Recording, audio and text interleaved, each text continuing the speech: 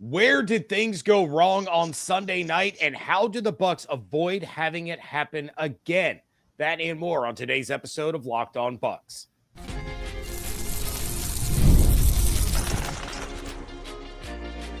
You are Locked On Buccaneers, your daily Tampa Bay Buccaneers podcast, part of the Locked On Podcast Network, your team every day. What's up, and welcome into this WTSP episode of Locked On Bucs, your daily podcast covering the Tampa Bay Buccaneers, part of the Locked On Podcast Network, your team every day. I want to thank you for making Locked On Bucs your first listen review every day. Don't forget you can subscribe or follow for free on YouTube or wherever you get your podcasts. And of course, you can follow along on Twitter. I am James Yarcho at JYarcho_Bucs. He is Evan Klosky at eKlosky WTSP. We are your credentialed members of the media covering the Tampa Bay Buccaneers. Of course, you can check out everything that Evan is doing over on 10 Tampa Bay and at 10tampabay.com. And want to thank you for making us your first, we're here Monday through Friday. I told you I'm out of sorts, Evan. We are here Monday through Friday. This wouldn't happen if you drank coffee. I need a ghost is what I need. We're here with you every Monday through Friday along with the everydayers. And for that, I want to share my appreciation for your continued support of the show. One of the ways you can support the show is become a Locked On Bucs insider. You're going to get news, rumors, updates, general thoughts, one-on-one conversations with me via text message. No ads or hashtags or anything like that. Go to joinsubtext.com/LockedOnBucs or click the link in the show notes to become an insider today. This episode is brought to you by Prize Picks. Go to prizepicks.com/LockedOnNFL. Use code LockedOnNFL, all lowercase, all one word, to win $50 instantly when you play $5. A very Merry Christmas to each and every one of you that participate in such events. Hope you are having a wonderful time with your friends, your family, your loved ones, as well as me and Evan Klosky, because Merry Christmas. It was a rough night on Sunday against the Cowboys. Evan, the Bucs allowed 23 points in the first half. They tightened up in the second half. That was good to see. They only allowed 3 points the entire second half, but the offense couldn't seem to get going like they usually do. That was exacerbated by Dallas's pass rush, which was relentless and basically seemed completely unstoppable.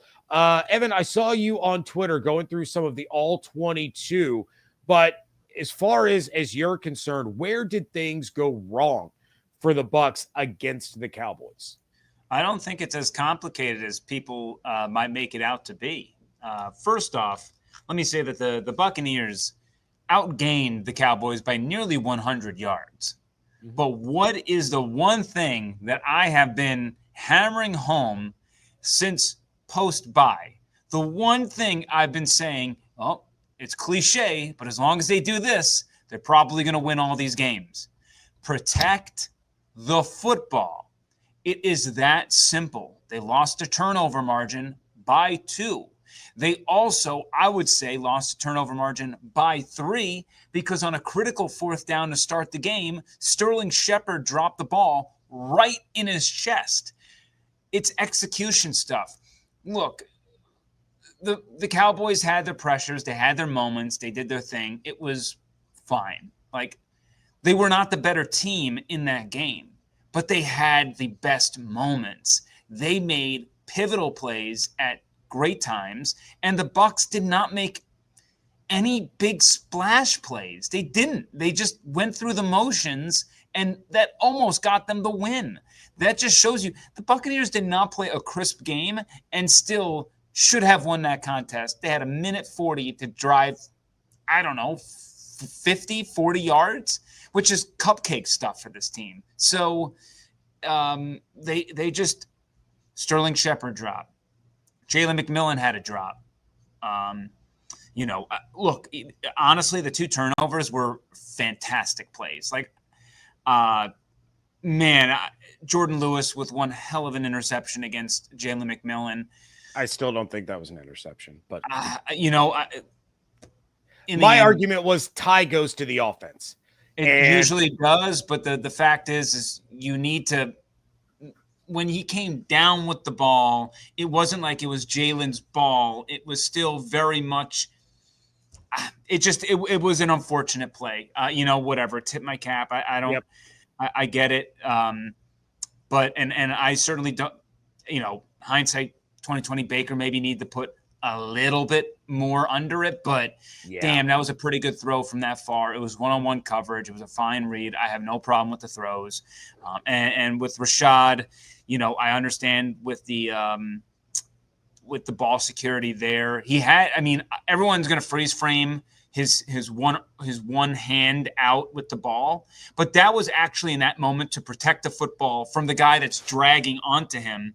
When he got tackled, both hands are on the ball. Just Deron Bland, as he's falling to the ground, has kind of gravity working with him, and as Rashad is moving downward, the ball and the way that he's placing it, he's able to kind of coax it out as he's moving down and Rashad's moving in his direction. An all-world play. It really was very unfortunate, but you could have avoided that stuff if you make the couple of catches and even that sack that went for 30 some odd yards backwards where, Baker tried to be a magician, and that's part of his charm. If Rachaad White doesn't fumble there, we're all talking about Baker's gutsiness, right? You can't have it both ways. So what he's going to make those mistakes. I think you just have to accept it by this point. Would I love for him to dirt the ball when Tristan Wirfs gets tripped up over himself and blown up?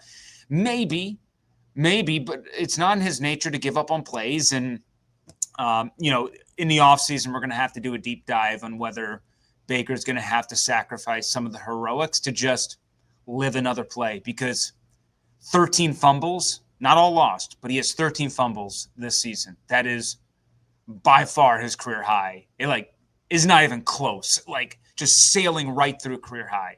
And it's because he's trying to do a lot and do a little bit extra. So I don't know. People can stand one way or the other on whatever fence. But to get back to your original point, I don't think the Buccaneers, I don't think alarm bells were going off in my head outside of just a few execution errors. Maybe Liam Cohen, I thought, got a little bit frazzled in play calling. I don't think he provided enough answers for Baker late in the game of some check down stuff, some hot read stuff, especially on that last play. They kind of got fooled based on they kind of ran a similar play in the second quarter. Payne was wide open. Donovan Wilson, he might have just messed up, and they fixed it the second time around. And Baker didn't anticipate that, didn't anticipate the blitz, from the opposite side. So they just weren't on their P's and Q's. And they have zero room for flexibility. And even if they take care of business, there's a shot that they still won't be dancing. Though if they win both games, probabilistically speaking, they should make the playoffs. Yeah, it was a weird night. And on the live show, I called it really a complete team loss. Special teams was also really bad. But yeah, you're right. This was in fact, this is the only game since they came out of the bye where they didn't have an explosive play. Now, you had that great Mike Evans reception in the first half, and we were all going nuts on Twitter about it. But they missed by just a little, like you said, the Jalen McMillan touchdown that wasn't. You get maybe one or two more yards on that ball, and he's scoring right there. Bucky didn't have his explosive play that we've come to know and love, especially late in the game. But yeah, I mean, I can definitely see a lot of that. And I talked a lot about agreeing with having Rachaad White on the field in that 2-minute situation. That's, he was a pivotal part on the Ryan Miller touchdown drive because of his ability to pass protect. And, sometimes you do have to tip your hat, and Deron Bland made an incredible play stripping that ball out, because you can't ask Rashad to do much more than what he did. He had the ball, like you said, I talked about it. He's covered up with both hands against his chest, and he just got out-muscled. It happens. Those guys get paid to play football too. So interesting to see exactly how the Buccaneers are going to bounce back, because the playoffs have come early as the Bucs now face a must-win against Carolina. That is next on today's episode of Locked On Bucs, part of the Locked On Podcast Network, your team every day. Get ready to tackle the NFL action with FanDuel, America's #1 sports book, because right now, new customers can bet $5 and get $150 in bonus bets if you win. The FanDuel Sportsbook app gives you everything you need to place live bets on the NFL all in one place. So when you get a hunch in the middle of the game, you can check out the latest stats, view live play-by-play, and so much more on the same page where you place your bets. The Buccaneers are 8.5-point favorites over the Carolina Panthers this weekend with an over-under of 49.5. They are also still the favorites to win the NFC South at -135, with the Falcons right behind them at +115. Visit FanDuel.com to join today, and you'll get started with $150 in bonus bets if you win your first $5 bet. That's FanDuel.com. Never waste a hunch and make every moment more with FanDuel, an official sportsbook partner of the NFL. Thank you again for making Locked On Bucs your first listener view every day. The new Locked On NFL is here, and it's 2 shows every day. You got the Madman Tyler Rowland. You got Tony Wiggins bringing you into the barbershop for some real NFL talk. You add in the Locked On local experts. You're going to get unprecedented NFL insight, hot opinions, detailed breakdowns, all in 30 minutes. It's the new Locked On NFL, and it's twice a day, so make it your second listen at the new Locked On NFL on YouTube or wherever you get your podcasts. The Bucs are no longer in control of their own destiny. That was fun while it lasted. It is now gone. So the Bucs need a win by the Commanders on Sunday night against the Falcons. And let's be honest, Michael Penix Jr., he was not very impressive in his debut. The Falcons were helped immensely by a couple of defensive touchdowns in this game. But that Commanders-Falcons game, I thought Penix was all right. I think he was all right, but I think the fact of Penix is more undetermined. I thought he did a pretty good job. You know, his receivers dropped some balls too. It's but yeah, against that Giants team, who the hell knows? It was a good little prep game for him. I'm not shoveling dirt into his grave yet. I'm just saying he wasn't all that impressive. That's all, you know. That comes with a negative connotation. As Shania Twain said, that don't impress me much. Then there was nothing that he could have done that would have impressed you against the Giants, most likely. I mean, against the Giants, you should have like 2 touchdown passes at least. Didn't have to. All right. The Giants did it for him. That is true. You had Bijan. But we say all that to say this. The Commanders and Falcons game isn't going to matter much if the Bucs don't win against Carolina first. So this was a team that took the Bucs to overtime in their first meeting. They probably should have won that game if it wasn't for a Chuba Hubbard fumble in overtime. So how do the Bucs not allow a repeat of a flat Sunday night and get a win against the Panthers when they have to come into this game with a playoff mentality? I mean, to me, this is you win or you go home. You can't expect the Falcons to lose to the Panthers if they beat the Commanders. So, you know, how do the Bucs get this win and keep their hopes alive? Let me again say it that it's cliche. Tattoo it on your forehead. I would love to tattoo it on the entire offense and Liam Cohen's forehead when he goes into meetings. Just protect the football, right? If there's anything that you can do, it's 0 turnovers. 0 turnovers. Let me read you Carolina's rushing defense post-bye week. All right. Kansas City, 6.3 yards per rush. Bucks, 6.1 yards per rush. Philly, 6.7 yards per rush. Dallas, 5.3 yards per rush. Arizona, 7.1 yards per rush. Do we need an overcomplicated game plan here? We do not. We do not. Run the football. Keep running. And it sucks that the Bucs kind of got game scripted out of running the ball against Dallas because it was working so effectively. I think that Liam would have loved to have leaned on the running game more, but they just fell into a hole. And then it came down like midway through the third quarter, and you need to start going. Just run. I mean, if you can limit the Panthers, you know, out of the end zone like they did in the first game, part of it was luck and help by maybe a black sideline and not being able to decipher Thielen landing in bounds. But if you can limit the Panthers to field goal attempts, I think you storm away with a win in this one, right? You know, the defense doesn't have to be Herculean. And the second half obviously was much better against Dallas because they only gave up 3 points. I think it definitely helped. CeeDee Lamb was off the field for most of that second half, and it kind of took away some things for him. I think that they didn't generate enough pressure against Bryce Young well enough, and Carolina has a great offensive line. I do not expect Tampa Bay to get much push against the Panthers to create pressure. So they're going to have to find ways to confuse Bryce in other ways. And I'm very interested to see how Todd game plans for that. This is a very good spot for the Buccaneers, objectively on paper. You're coming off of a national game loss where you feel embarrassed, lost your playoff spot, where arguably entering that game, you probably said, look, even if we lose, we expect the Commanders to maybe lose to Philly, which I think they do if Jalen Hurts isn't injured in that game. It was a doomsday scenario. But then you also have the Panthers coming off just a thunderous type win against the Cardinals. And typically teams like that struggle the next time out handling that success. So I am curious what kind of Panthers team we're going to get.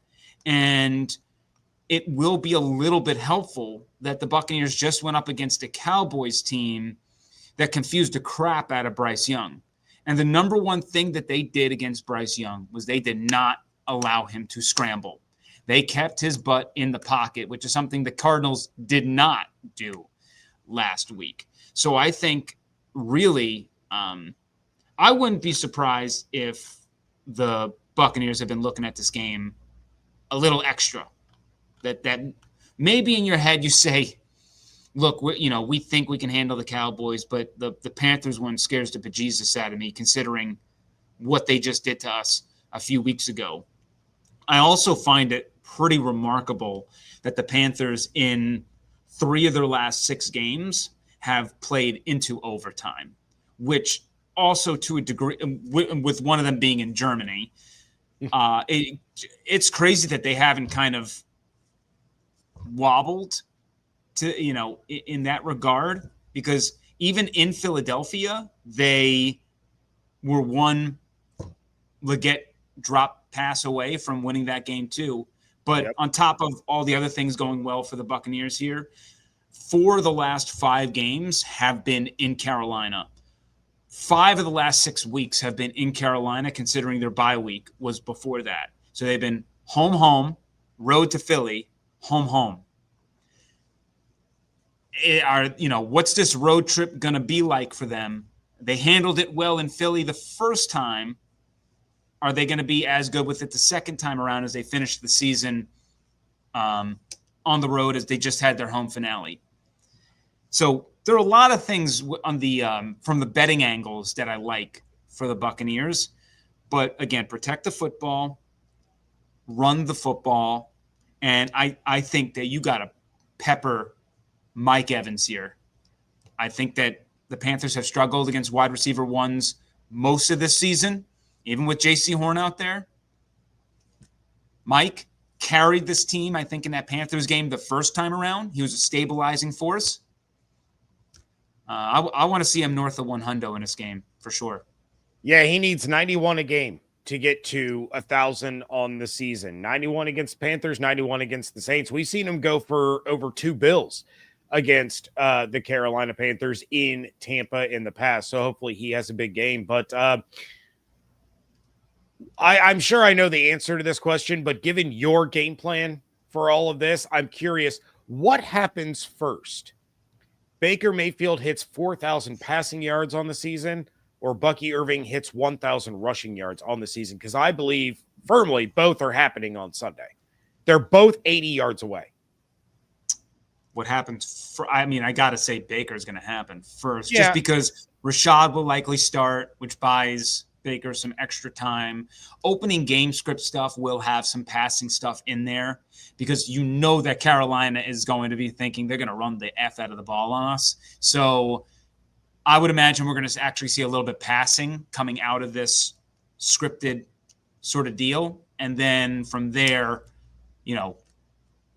for Bucky to get over 80, we're talking into third quarter probably. If we're really having the best kind of day, it's going to be Baker. It's going to be Baker. Yeah, and like I said, when I asked the question, I'm sure I knew the answer. But, for all I know, you could have said, well, Bucky's going to start the game off with a 70-yard touchdown run. Right. Yeah, no. I really can't imagine. I think it would be unfair for them to put Rashad in the doghouse after a moment like that. Oh, yeah. Usually you say, hey, for first run, I'm going right back to Rashad, saying you're taking the first handoff, all right? Don't drop it. First handoff, let's get it out of the way right now. You remember how to hold the rock. Let's go. All right, well, Evan is not predicting the opening play to be a Bucky Irving 70-yard touchdown run, but we will get into his predictions coming up next on today's episode of Locked On Bucs.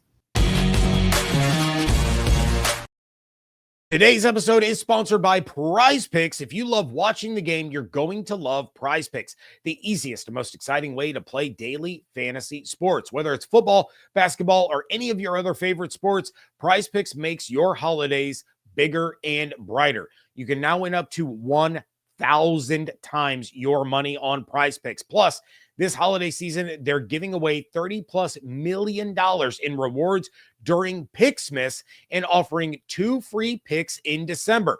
When your picks hit, Prize Picks makes it easy to cash out. You can get your money in as fast as 15 minutes. And unlike other places, on Prize Picks, it's just you against the numbers. So download the Prize Picks app today and use code LOCKEDONNFL, all lowercase, all one word, to get $50 instantly after your first $5 lineup. That's right, $50 instantly when you play $5. Prize Picks, run your game.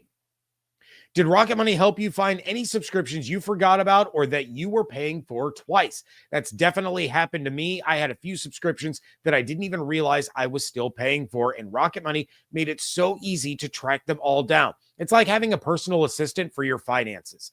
Rocket Money is a personal finance app that helps you find and cancel your unwanted subscriptions, monitors your spending, and helps lower your bills so you can grow your savings. It brings everything together in one place, whether it's subscriptions, spending habits, or even some goals that you want to hit this year.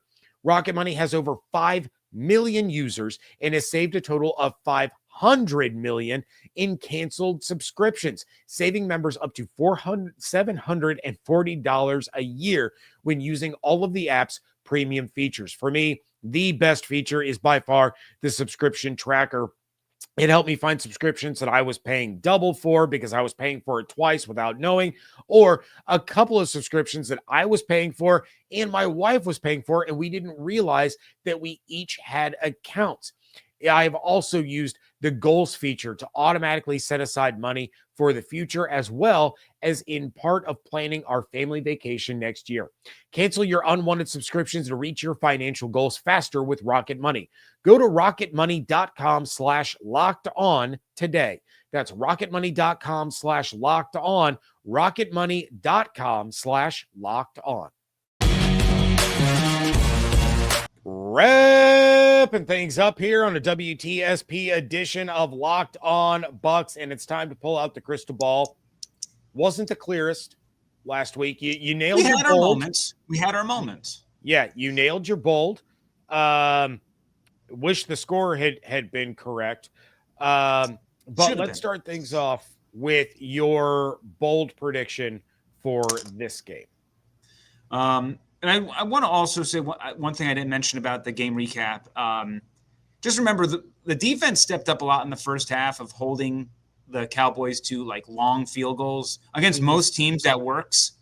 Against Brandon Aubrey, it does not. So that's really, you got to also take that into a factor. But okay. I even tweeted out Brandon Aubrey is what Justin Tucker used to be. Pretty much. He's automatic. But so you said bold first? Yeah, well, unless you want to do player first. I'll just do bold because it's a little bit tongue-in-cheek, but I'm going to do it.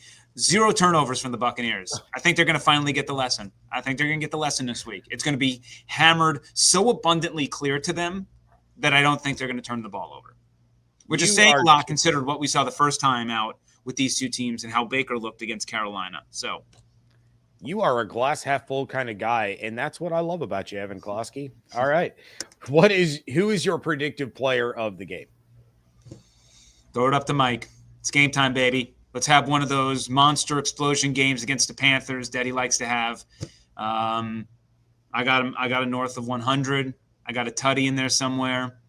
I think that, hey, if we're going down, I'm going down knowing that I fed this guy the rock and that, he was a big part of the game plan. Yeah, I mean, a little preview of the Crossover Thursday episode. One of my keys was feed Bucky and feed Mike. Those are the two guys that you got to lean on in this game. I'll talk about it a lot on my Friday live episode. But, yeah, I'd love to see a 150-1 game for Mike and make that 1,000-yard mark a little bit easier to reach. And how sweet it would be to have him clinch that against the Saints of all teams. Shout out Ross Jackson. All right, so we got Mike having a big game. We got Baker and Rashad and the rest of the offense protecting the football. I'm assuming you're going Bucs win here. It's playoff mode. It's win or go home for the Bucs. Are they going to handle business there at Ray J? I think they are. The spread is high. It's like yes, it is. Points. It's scary. And typically, when your gut says, "Well, aren't the Panthers the easy choice there?" Typically, you're wrong because Vegas knows best. And I think the reason why the spread is so high is because of the clear advantage the Buccaneers have in the rushing attack. So, I'm gonna go 34. I'm actually gonna change this on the fly here. 34-20. Buccaneers win this game. I think we're gonna get a real focused team. I think we're gonna get their best punch. And then we're going to I think they've been focused on this game a little bit more than turning it around. I think this game's been on their radar. They see how good the Panthers are right now, the culture they're building, Dave Canales, Idzik, Evero, all these guys who have a good feel of the Buccaneers and that coaching staff. I think internally they are respecting them. And not that they didn't respect the Cowboys, but it's just, again, execution was an issue. I think that this is going to be a good game because it has to be a good game. And typically when this team is pushed up against a wall, they respond. So I'm going to go with that. And then let's talk about them showing up the following week against the Saints and what that would look like, where they're going to build this game up.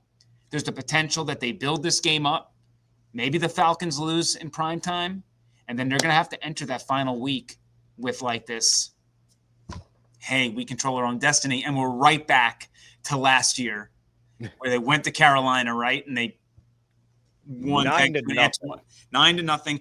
Antoine Winfield Jr. I thought it was very apropos. Time is a flat circle. The Saints, first team to be shut out this season, and the last shutout was Buccaneers at Panthers last year. It's the last time we saw an NFL team get shut out. That's the matchup coming up this weekend. You love to see it. All right. Well, given the fact that this episode is coming out Tuesday night, a lot of people are going to listen to it Wednesday morning, potentially. It's Christmas, man. Yep. I'm going to give you a bonus round here of Christmas things. So first and foremost, Evan, what's your favorite Christmas movie? Elf. Elf. I like that answer. It's not one of my favorite. I guess I would probably have it top 5, but I'm just glad you didn't say Die Hard because Die Hard's not a Christmas movie. I am staying out of that debate. I will die on that hill. You could change it from a Christmas. Are you dying hard on that hill? Yes. It could be a 4th of July party. It could be a third quarter. We hit all of our objectives party. It doesn't change the plot. Just because it happened at Christmas doesn't make it a Christmas movie.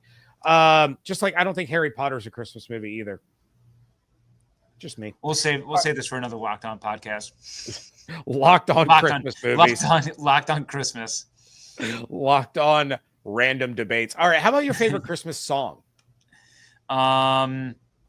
Mariah Carey. All I Want for Christmas. No, you're banned from the show.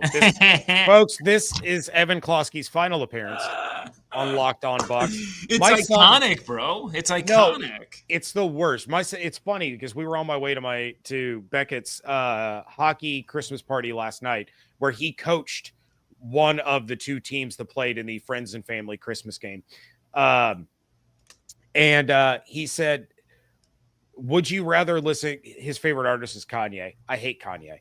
He goes, would you rather listen to Mariah Carey's All I Want for Christmas or Kanye? And I said, I would rather listen to Kanye's entire catalog than listen to that song once. And he goes, would you listen to it for $10,000? Like, well, of course. Yeah. He goes, what's the minimum amount of money you would take to listen to that song? It's $1,000. If I have to listen to that song, I want to be paid $1,000. It's that bad. I'll take up all the listens. All right, well, you can have them. I'll stick with my Santa Claus is Coming to Town. She crushes that song, and you're just a hater. No, I absolutely nails that song. It's you know how hard it is to, like, in the modern era, to have your own Christmas song. It's like impossible to do, and she is the most recent example of someone who could have stepped on the stage and became a fixture at Christmas time. That song is 50 years old, and it's not 50 years old. I mean, it's maybe over like 20 now. It's over 30. It's not over 30. It came out in the 90s.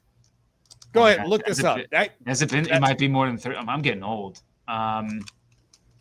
Holy smoke, I might be getting old. You might be right, actually.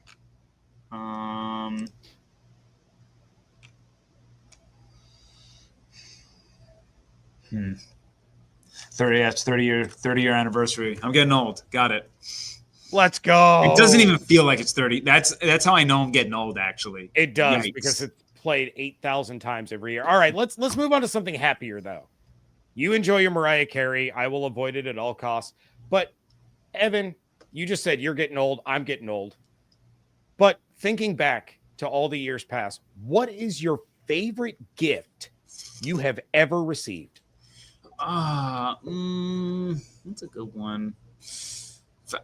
Probably getting, like, I mean, I shifted through all the gaming consoles when I was younger. Mm-hmm. So like when PS2 came out, that was a big deal. And I remember being pretty jacked up about that, you know, but I also had, like, I would always get these around the holiday times. Dreamcast. Oh yeah. There was the, Game Boy Color. There was also a PlayStation, a handheld. Oh, the PS Vita?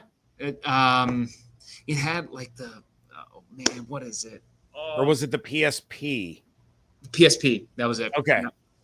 That was pretty cool. So it was one of the, like, a PS2 I remember pretty vividly getting, and me being jacked up and getting mad and just like, I would do, my brother and I, we would go through franchise. We would draft everything. We go through the game by game. It was crazy. We'd be up until like 5 a.m. playing this thing. 100%. We'd each have our own teams, and if we met in the regular season, we had to play it. He would do the play-by-play. It's probably why I'm doing this job right now. So, hey, it worked out for you in the long run. It did, and not for him, which is crazy. Sucks to suck.